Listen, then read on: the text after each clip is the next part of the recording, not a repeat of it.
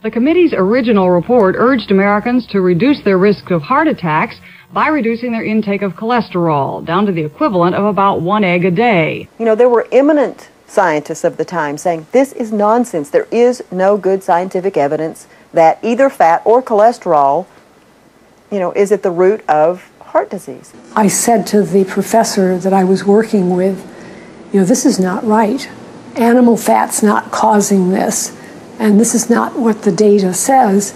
I have pleaded in my report and will plead again orally here for more research on the problem before we make announcements to the American public. Well, I would only argue that senators don't have the luxury that a research scientist does of waiting until every last shred of evidence is in. The McGovern Committee's report was written by a young staff member who happened to be a vegetarian and had no background in medicine or health research.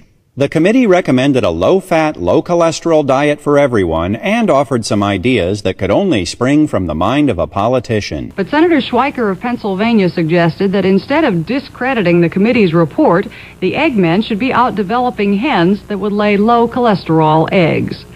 Soon after the McGovern report was issued, the USDA got into the act. Carol Tucker Foreman, the assistant secretary at the time, believed in the low-fat diet theory and wanted to issue official government guidelines to tell everybody how to eat. To make sure she was on solid scientific ground, she consulted with Philip Handler, the head of the National Academy of Sciences. Just one little problem. Handler told her the McGovern Committee's report was nonsense.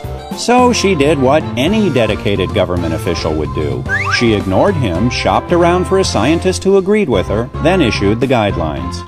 Thanks to a handful of politicians with no background in science, the heart-healthy benefits of a low-fat diet became official government policy. And real scientists got the message loud and clear. Tell us what we already believe, or you can say goodbye to your lucrative government funding.